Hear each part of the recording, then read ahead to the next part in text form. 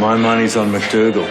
By 3 lengths. Geldings are the ones to watch. Being a gelding doesn't guarantee a win, Mr. Nicholson. They're stronger, statistically. And fillies generally develop faster than colts, statistically. Well, it also depends on the terrain. I read somewhere that horses that run over dirt are more muscular than turf horses. Regardless, it's unusual for a race mare to mix it with the boys. Makes you wonder how a mare won the Melbourne Cup in '56 then. Hazel, you don't have a hope of getting your funding application through. May the best horse win. Mahoney 1, Nicholson 0. Do you think Nicholson will ever give you any peace? Not in my lifetime.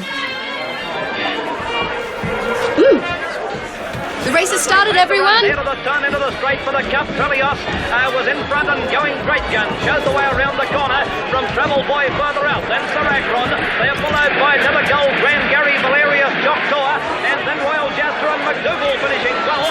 Trelios and Travel Boy come away soon after.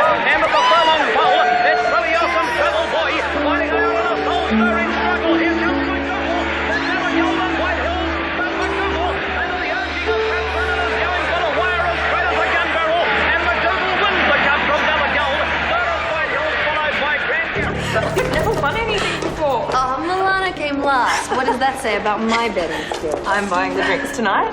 Hazel, I can't believe you did it to someone else. What are you talking about? You know exactly what I'm talking about. You had a responsibility as her mentor. Instead of supporting her, you let her down. How dare you? How do you know? Have you been going through my things? I had to know, and I was right. You did to her what you did to me. I have got enough responsibilities without having to deal with this. You know what? You are going to pay for what you've done.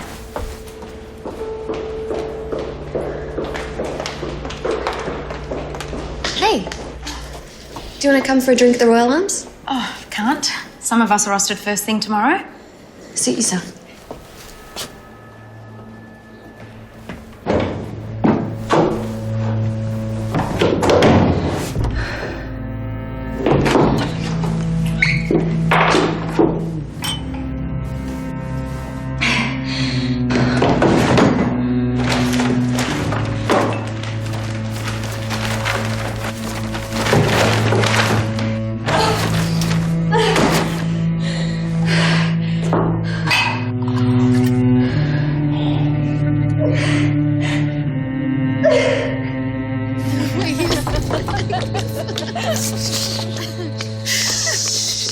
Thanks for walking us. I promised I would.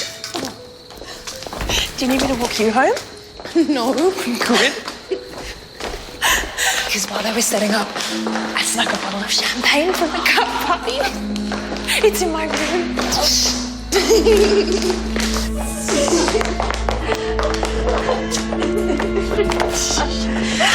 Just let me go to the bathroom. Okay. I'll be back. Okay.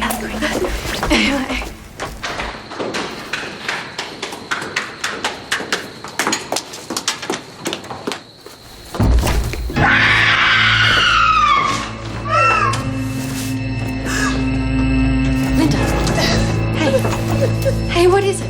What's happening? Hey, come on, up you get. That's it. Here you go, Hazel.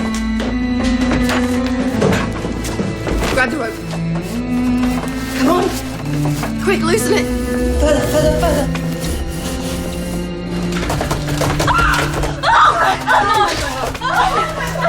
It's Mahoney! It's Mahoney! Is he all right? Come on. Maddie went too late. Hazel, Please. She's gone.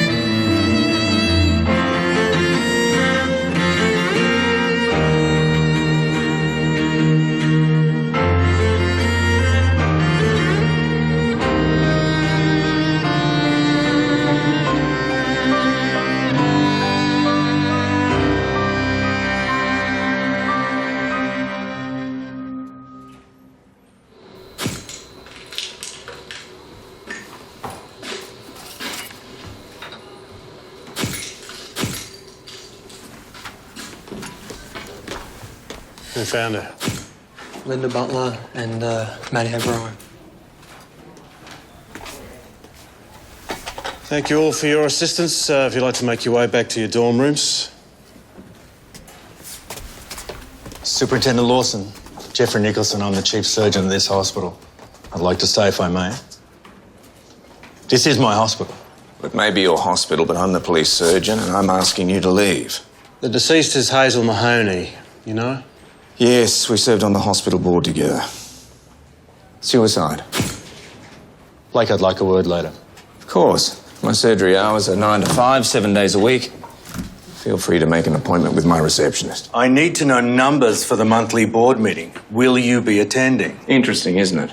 The colleague's body lies a few feet away and all you can think about's a board meeting. Maybe you need to learn a thing or two about post-mortem etiquette. Excuse me, Jeffrey.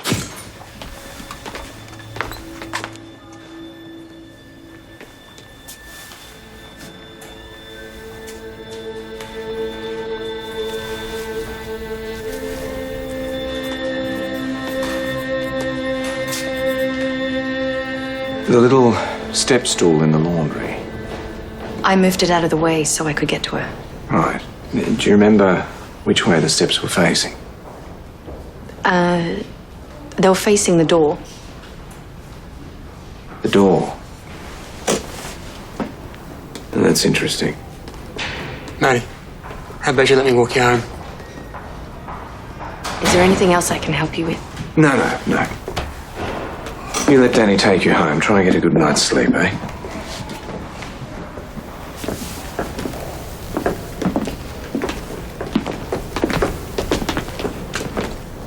Well, given the circumstances, I could accompany the body to the morgue and perform the autopsy now. No. Hazel was a close colleague of yours. We need someone impartial for the job. Think of it as post-mortem etiquette. Only one of you need to do the autopsy. I'm sure Gus could handle it. Just make sure you keep Mr. Nicholson happy, all right? Why is that? Just trying to reduce the amount of times that you piss people off.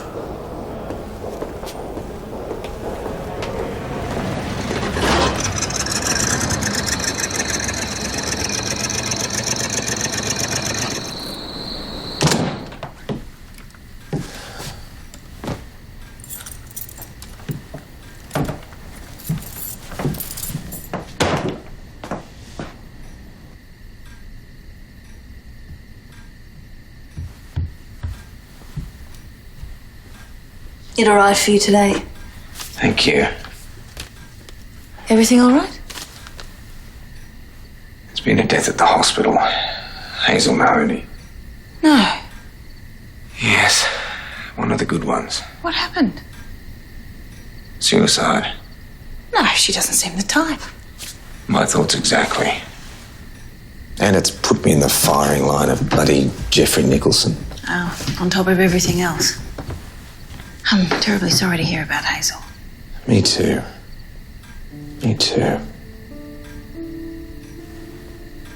Well, good night, Jean. Good night.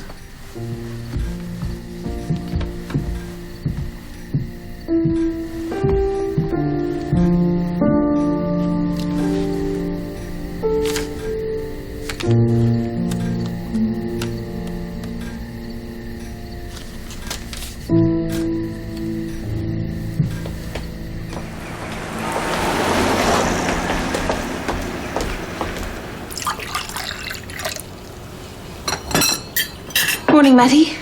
Morning. Thought you might be taking the day off. I wanted to see if there was anything I could do to help. Hazel's family will be arriving today to make funeral arrangements. Yes. I expect it'll be quite a sizable turnout. Oh, first female surgeon at Ballarat Hospital. Quite an achievement in itself. Yes, she made such a difference. Indeed. And she would have made even more of a difference. That damn Jeffrey Nicholson hadn't gotten in the way. Oh, not the easiest man to work with, I don't imagine. Do you think Jeffrey Nicholson is the reason why Hazel did what she did? I think that man could drive anyone to the brink. I'll see you later.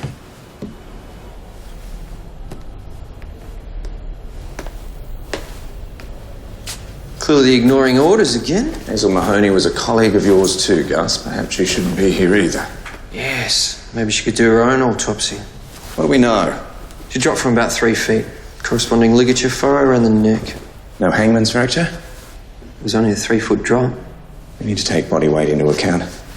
Look here, Gus. Abrasion to the neck matches the rope. Fresh puncture marks, the upper leg region. We'll need a toxicology report. Good suggestion.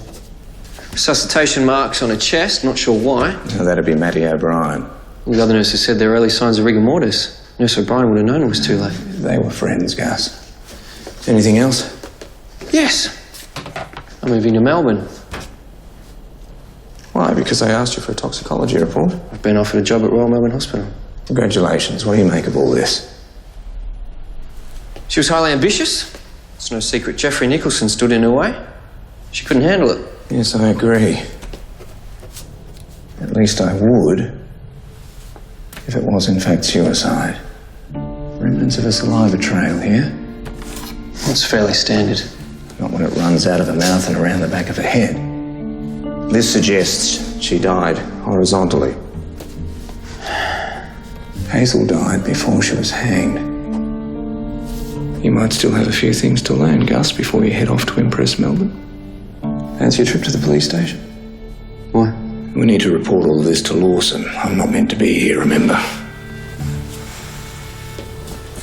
The decedent female, Caucasian, 40 years old, weighed 140 pounds. Various injuries are consistent with the crime, such as bruising of the strap muscle, fracture of the superior horns of thyroid cartilage. Gus, Gus, I'll tell you what. How about you just skip to the part he's interested in?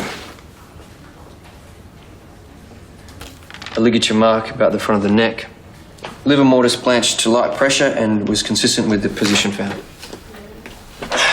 In English, it's irrelevant. Someone strung her up. Hazel's death was made to look like suicide. Any more good news I could tell the family? There were puncture marks on her legs, evidence of recent injections. I'll get back and do that toxicology report. You need to sign the autopsy report.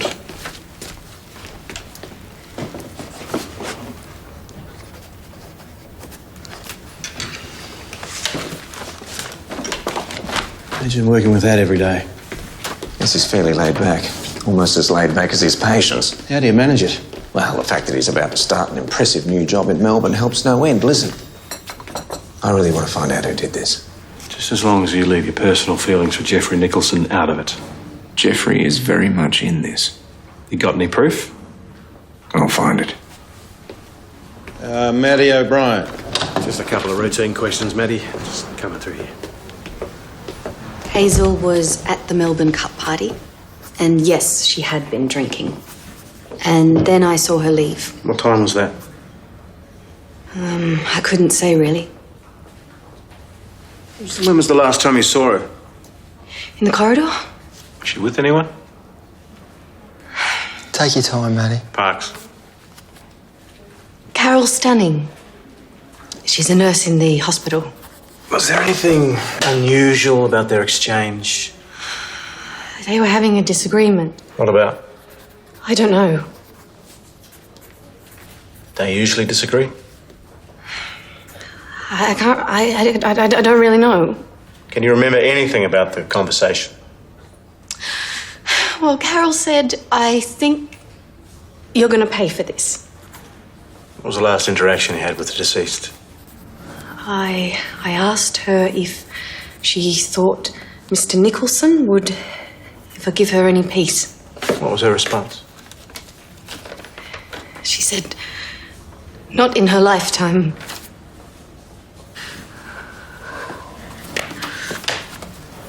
Thanks for your help. Yeah. The knot in the noose. It wasn't tied properly.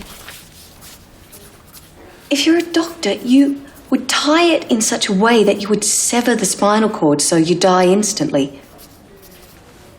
Surgeons know all about knots. They use them in their work all the time for sutures and things. It's like The rope was just there for show. Parks, see what you can find out about Carol Stanning.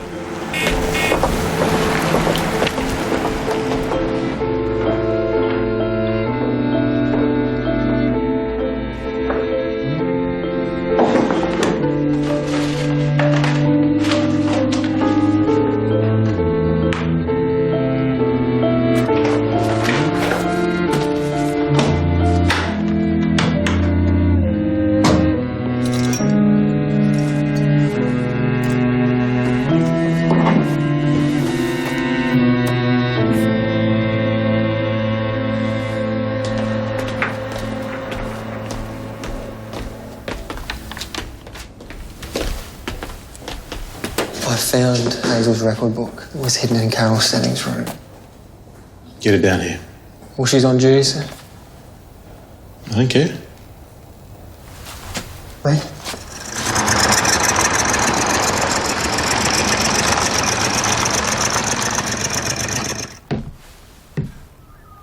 Matty? They sent me home. Well, perhaps not a bad idea, eh? I didn't realise how many of my photos had Hazel in them. Yes. Oh. You know, she was on the verge of implementing a new surgical checklist procedure. Would have reduced the number of avoidable deaths. Let me guess. Most of the surgeons found it insulting. Plus, not to mention the amount of paperwork that would have been involved. Well, some surgeons didn't like a woman telling them how to improve. Yeah, well, that's silly, because something like that could have saved people's lives. That's right. Very good surgeons often see themselves as gods. Jeffrey Nicholson? Yes. Nicholson's a perfect case in point. That's a great shot. It was taken at our Christmas party only last year. She looked so happy. You know, Matty, I think someone else was involved in Hazel's death. I simply can't believe it was suicide. Yeah, that would make sense. And I'm going to head to the hospital and find out all I can. Found this in your dorm room. It's Hazel Mahoney's record book. I don't know how it got there. It's a pretty valuable piece of stationery. It has a list of everyone's marks, some of whom failed. What's your point? Well, I'm assuming that you passed first time round. I failed, actually. Miss Mahoney graded me when I did my internship. Had to repeat a year thanks to her. Still holding that grudge? No. So, why the argument with Hazel on Tuesday night? Look, we care about our patients and we discuss the best way to treat them. Arguing can be part of that process. Parks? You'll pay for what you've done. Do you often find yourself in the middle of a fight? Have to be strong. It's a man's world out there, and apparently in here as well. I stand up for myself, and I'll stand up for anyone else who needs me to. Right. So that's why you stole the book? I didn't take it, and I don't know how it got there. Right, here we go. You think they'll miss mashed potato on the cafeteria menu? Hospital food is rarely missed. Too true. Maddie, you think you could lift that on your own? No. No, I didn't think so. That certainly rules out some of our more slightly built nurses on the ward. Unless, of course, they had some help. Ah, Danny, how did you go? What's with the bag of veggies? It's an experiment to see how she was strung up. Right. Oh, well, let me give you a hand. No. I want to see if it could be done on his or her own.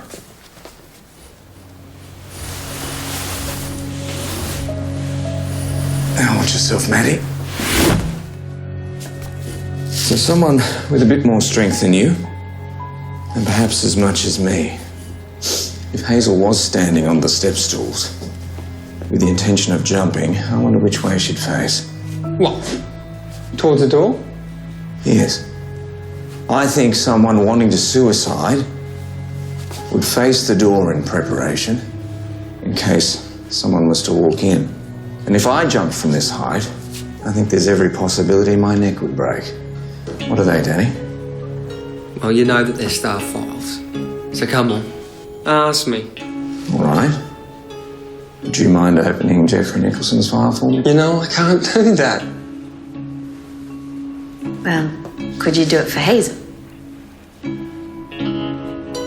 I got one more room to check, so I'll come back and get the file in a few minutes. Good man. Thank you, Danny.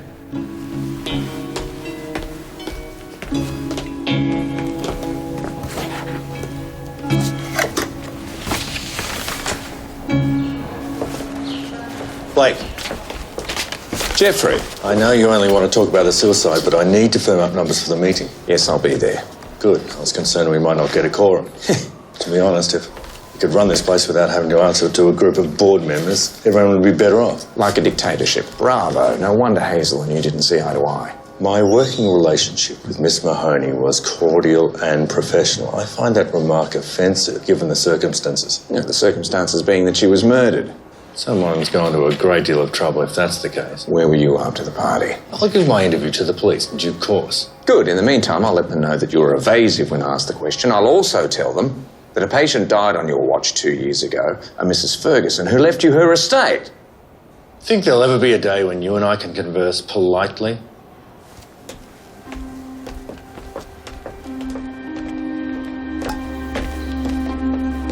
Jeffrey? Any chance you could get Blake off my back? Consider it done.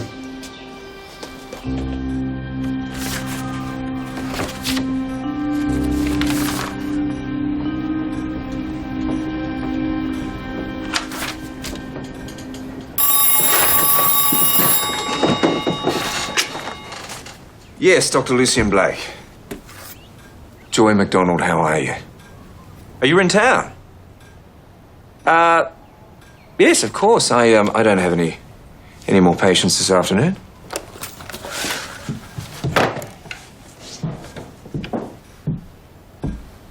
Hazel Mahoney?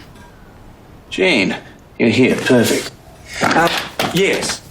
Yes, Hazel weighed around 140 pounds. I'm trying to work out how much she weighed during her fall. Why? Well, it might tell me whether her neck should have been broken or not. Was her neck broken? No. I'm sorry, I'm not quite following.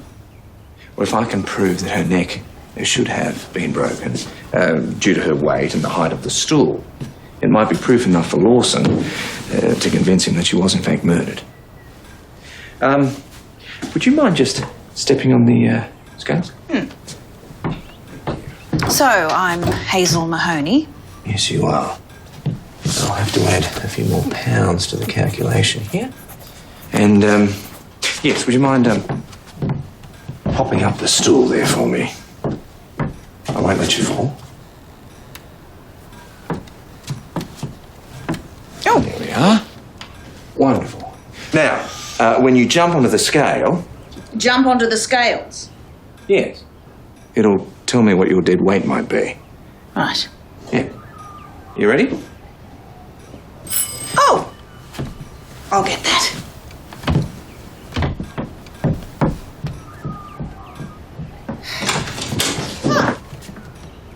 He's in the surgery.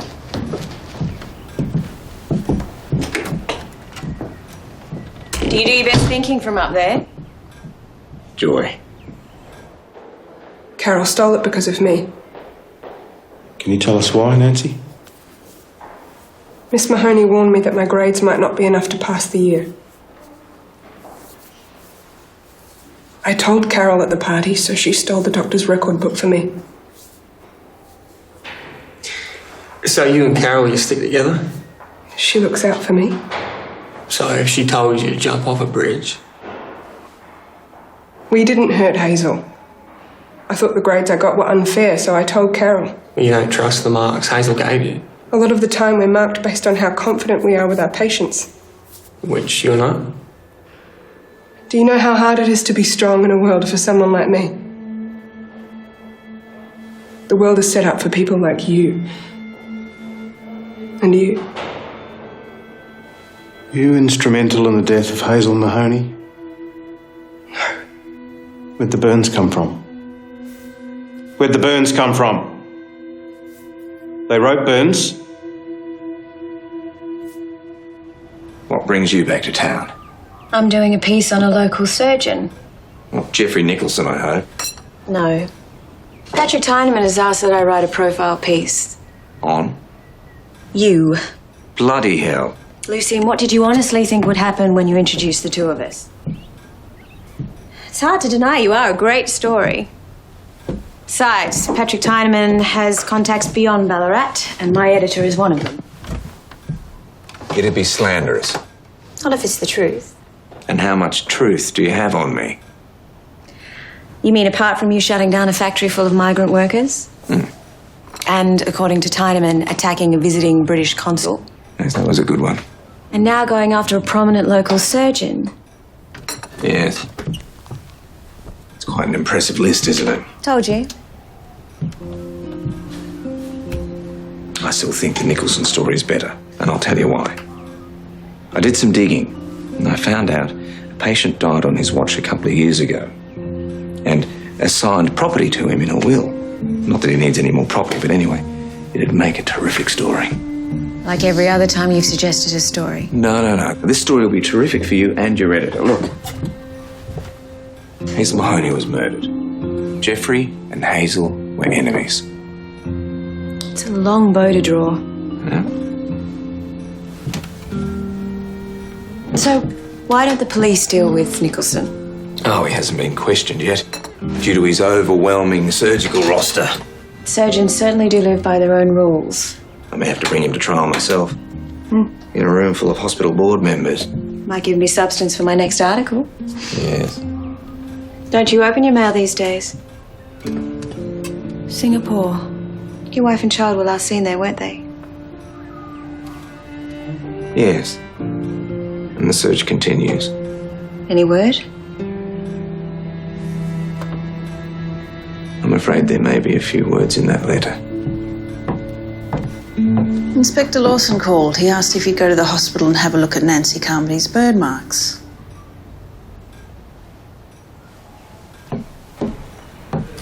Excuse me, sister.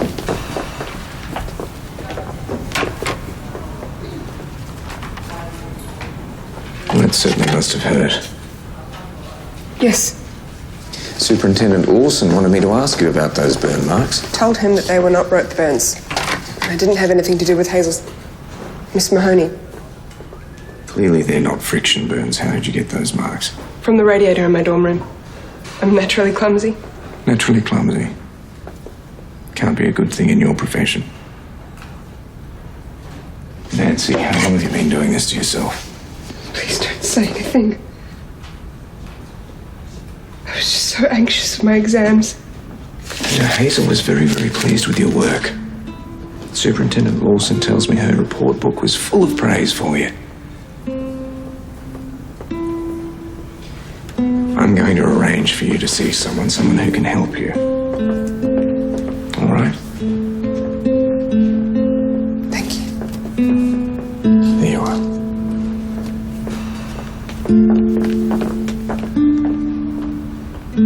Well, it certainly wasn't Nancy Carmody. No, she's frightened of her own shadow. Those marks on her hands, they weren't rope burns. Carol Stanley's all bravado. But no alibi. We've interviewed everyone at the party or who was rostered on. Jeffrey Nicholson? We're still working on that. Oh, come on, tell me you're joking. I mean, surely he can find time between rounds of golf. Apparently the one surgeon down at the hospital has been unable to get away. Right. And Tyneman vouched for him. He'll be brought in when we can get hold of him. Well, can I at least check his surgical roster? He wasn't rostered on, we've checked. Ah. Well, the evidence is mounting, isn't it? I don't need to remind you it's innocent until proven guilty, not the other way around. What about the needle marks? I mean, someone could have injected her. Gus, what have you got? Toxicology report from Miss Mahoney. Miss Mahoney had morphine in her system. Bet you weren't expecting that. Morphine. A controlled substance. Therefore kept under lock and key. The only people with access are senior medical staff. Like I said, the evidence is mounting. Leave it to us, Blake. Look at that. Blake's residence? Oh, Mrs. MacDonald. No, I'm afraid he isn't. He's at his hospital board meeting. About 20 minutes ago? But you can leave a message.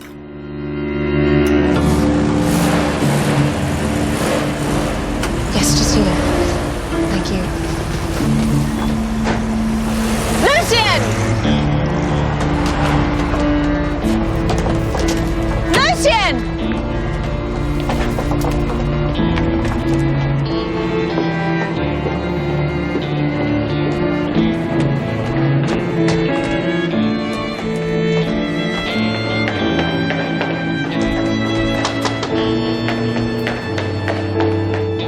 Patrick. Lucien!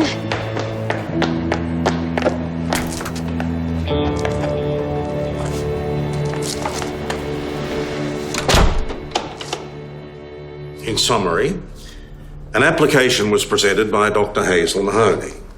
Subsequently, that application was rejected because it failed to receive sufficient votes. I'd now like to hand over to Mr. Nicholson to discuss further presentations. Gentlemen, my request is that the board support a research project into new trends in surgical procedures at the Johns Hopkins University in America. And my request is that we take on Hazel Mahoney's recent proposal posthumously. We won't be doing that, Blake. Why not? Because it's already been rejected. Our current priority is to make Ballarat Hospital worthy of international recognition. Well, the procedures Hazel wanted to implement could do just that. Gentlemen, my funding proposal sits in front of you. I hope that it's considered with the utmost importance. And I hope you all consider that Jeffrey Nicholson stands to make a huge financial gain from Hazel's death. And that's motive. Sit down, Blake. This is outrageous behaviour. Well, there's plenty more. The very fact that we don't exactly know how Hazel was killed might suggest that she was in fact killed by someone in possession of considerable medical knowledge and who had access to controlled substances. Gentlemen, I won't be staying for any more speeches. Blake, you cannot talk to this man like that. 2 years ago, Jeffrey Nicholson had a patient who died quite unexpectedly.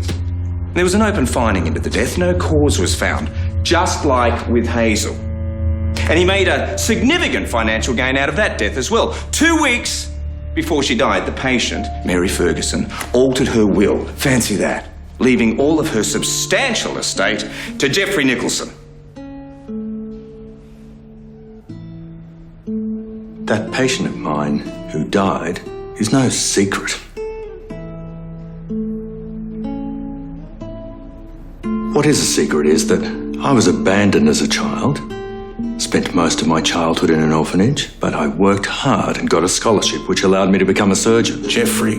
That patient was my birth mother, and yes, she left me everything, which was not much. Thank you for your explanation, Jeffrey. However, it was completely unnecessary. It still doesn't explain where you were when Hazel was killed. I was called into surgery. But you weren't rostered on, Jeffrey. Because I was covering for another surgeon. You can check the patient's records. You're a loose cannon, Blake. Get out of here before you do any more damage.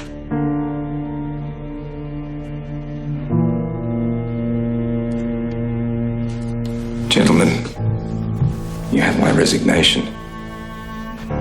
Effective immediately. That saves me the trouble of firing you. Why didn't you tell me about your alibi, Jeffrey?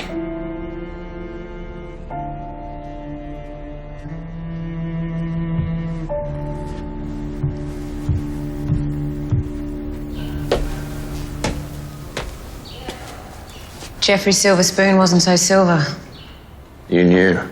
I did some digging like you asked. I tried to catch it before the meeting. Did you? Make a complete fool of myself, yes, I did. I'm sorry. Well, at least you'll have plenty of material for your article. I have to go. Lucien. Look, make sure you write that article, Joy. At least you'll keep your job. Lucien. I don't want to interfere, but I have a colleague based in Kuantan following the Malay emergency. He posted a story on wartime missing persons last year. He might be able to help locate your wife and child. Thank you. I'll see what I can do.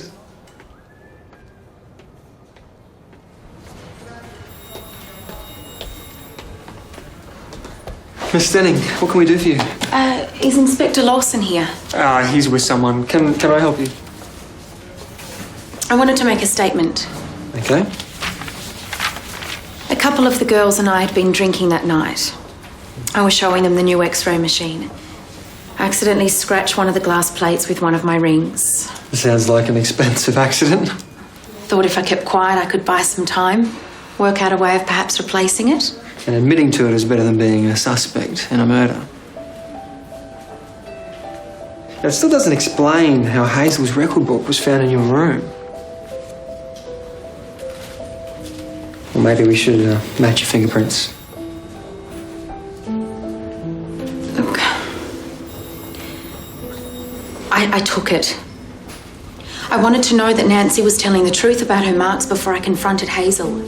There was no chance to get it back after she was found. Where is he? Lawson! Lawson! Get out of my way. Out of my way. Patrick, what seems to be the problem? Your bloody mate, Lucien bloody Blake. He's gone too far this time. What's he done now? I want him sacked. Well, hang on a minute. You sack him, or I'll go over your head.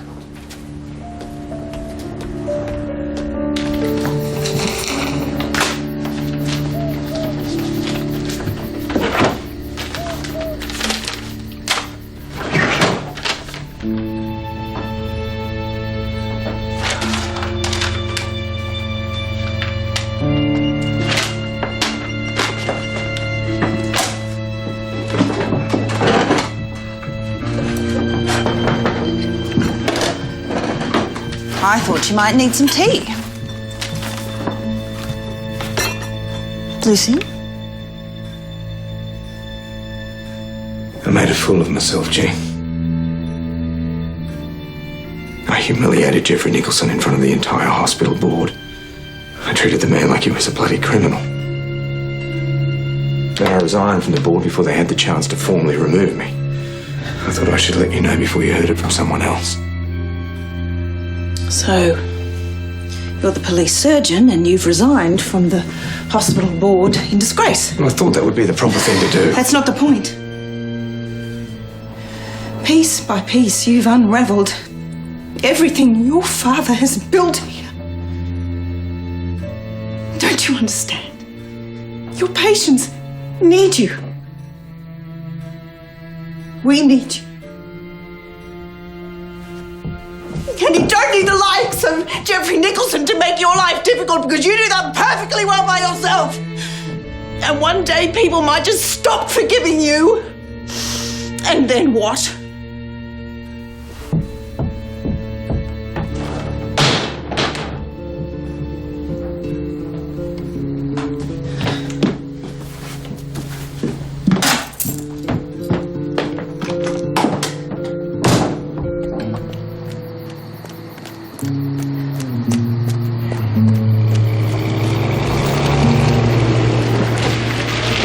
Jean, are you all right? Evening. Evening, Matthew. Whiskey's a good idea. He does all the damage when he's sober anyway.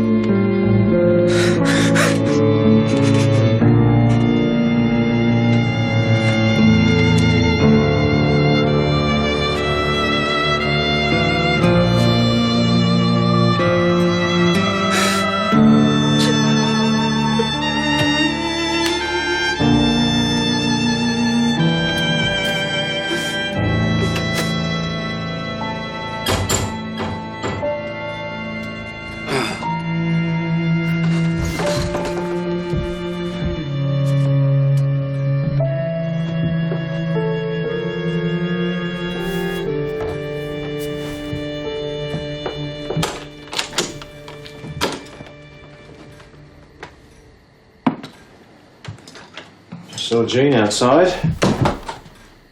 She can't stand the sight of you either. To what do I owe this visit, business or pleasure? Pleasure. I'm here to fire you at the behest of Patrick Tyneman. Wonderful. Ah, bloody hell, Lawson. It's been wonderful working with you. Now all I have to do is place an advertisement for a police surgeon. Well, I hate to say it, but Gus would be the obvious choice. If he didn't already have a brand new job in the big city and he didn't drive me more crazy than you do. Thanks very much. Doesn't leave many on the list of candidates. What about you? You working at the moment? Well, interestingly enough, I've just been fired, so it's probably good timing. I'll take that as a yes, then. Oh, Matthew, why would you want to rehire me? I cause you nothing but trouble. And as it turns out, I make terrible bloody mistakes. You get it right more often than you get it wrong. Whoever killed Hazel covered their tracks superbly. Truth is, I can't do it without you. And what about Tyneman? You find out who killed Hazel, Tyneman will get off your back. If he doesn't, I'll handle him. Hazel's record book. Towards the back, you'll find a list of her daily activities. Might help. Yes, it might. So, who do you think killed this doctor, then? I don't know. One thing I know for certain. It's someone at that bloody hospital. Narrows the field down.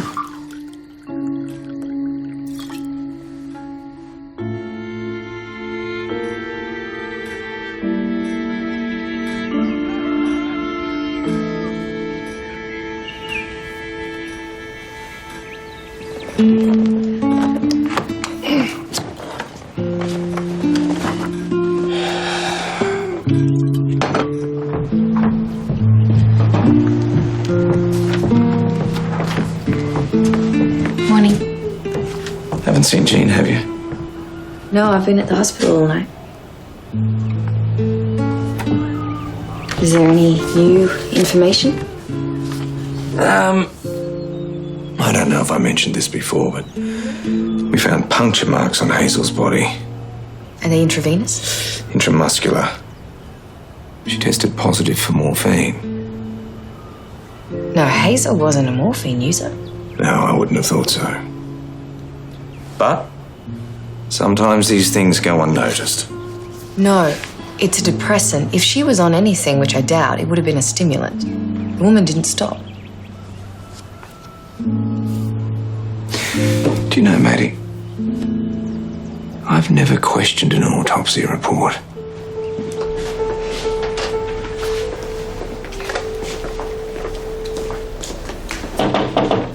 Dr. Blake. Linda, how are you? Okay. Place isn't really the same. What can I do for you? I don't suppose I could take a look through some of the old prescriptions, could I? Mr. Nicholson wouldn't really approve.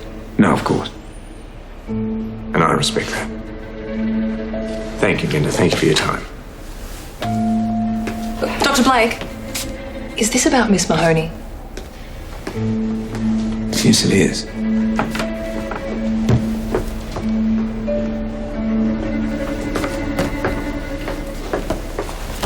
You can search by name here, or by the drug type here.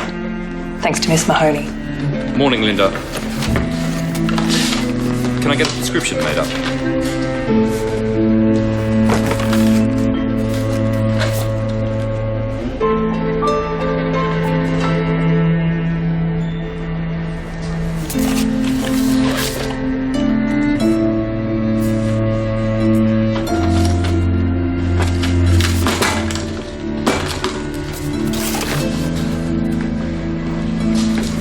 Linda. Look, Mr. Giovanni Morgani has taken out a fair bit of morphine. Do you know this patient? No. Do you mind if I hang on to this? I will bring it back. Thank you.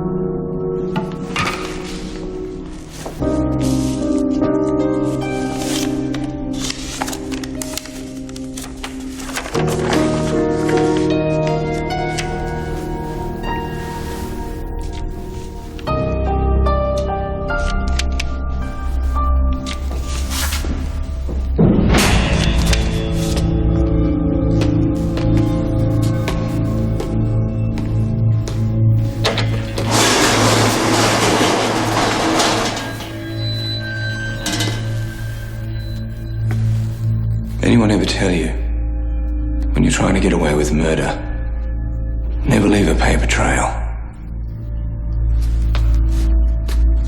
Prescriptions for morphine under the name of a famous dead Italian pathologist, not a smart move. Your choice of lethal injection, however, exceptional. Potassium chloride, hardly detectable after death. Of course, it explains the puncture marks on Hazel's legs. Indeed, it was Hazel's procedures that uncovered the fact that you're a morphine addict. She even gave you a chance to get clean, didn't she, Gus? Would have meant the end of my career. So you dealt with that problem by killing her, didn't you? Miss Mahoney had morphine in her system. You tried to make her look like the addict by substituting your blood for hers. Oh, you're so bloody smart, aren't you? You know what I wonder about, Gus? I wonder why you didn't simply give her an overdose of morphine, but of course that's part of the problem with addiction, isn't it? It's tough to part with the goods. A healthy 40-year-old woman with puncture wounds to her upper legs would have started an investigation. Yes, of course.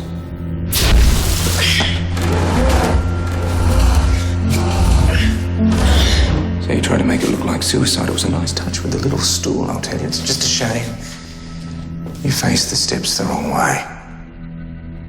Oh, come on, Gus. 2 deaths in 1 week involving potassium chloride. It's going to look a little suspicious, isn't it? And you're not nearly strong enough to string me up.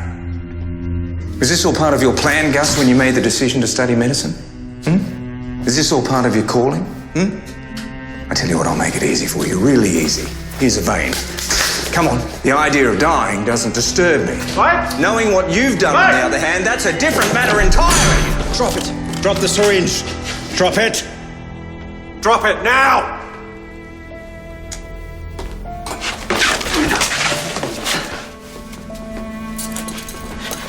Matty O'Brien told me you were here. Thought you might need a hand.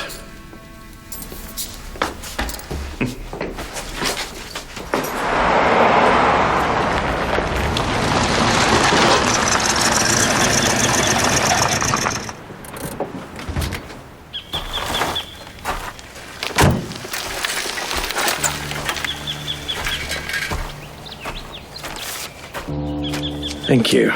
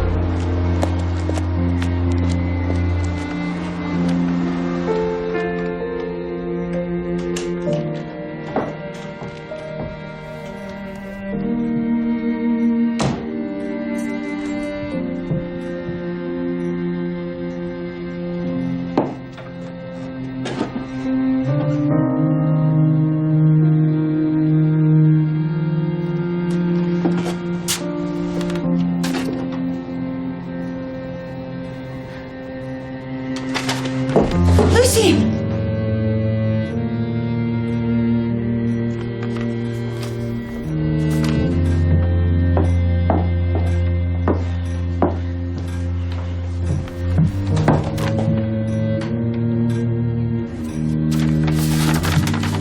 Dear Jane, I have received word that my daughter is alive, and arrangements have been made for me to meet with her in Shanghai. This is the journey I have longed to make for so many years. You, of all people, will understand how much I need to see her, to hold her, to tell her I love her. Oh, Inspector Lawson. Hello, G. Oh, come in.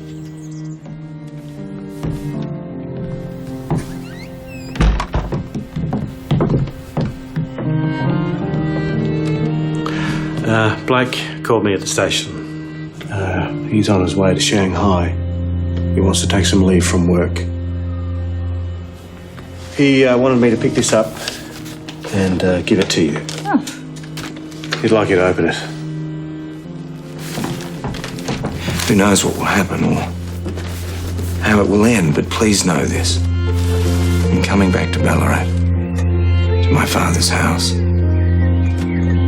I have found a place of light in the darkness. I have found my home.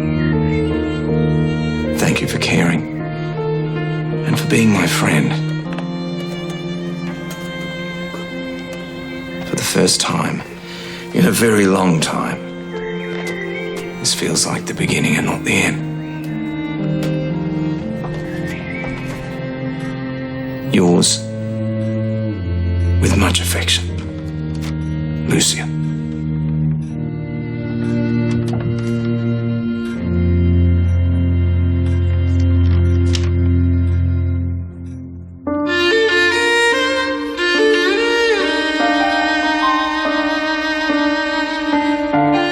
The greatest forensic minds return to ABC One. Over here! It's a murder. New season, new cases, new recruit. Congratulations. Thank you. New Silent Witness starts next Friday, 8:30.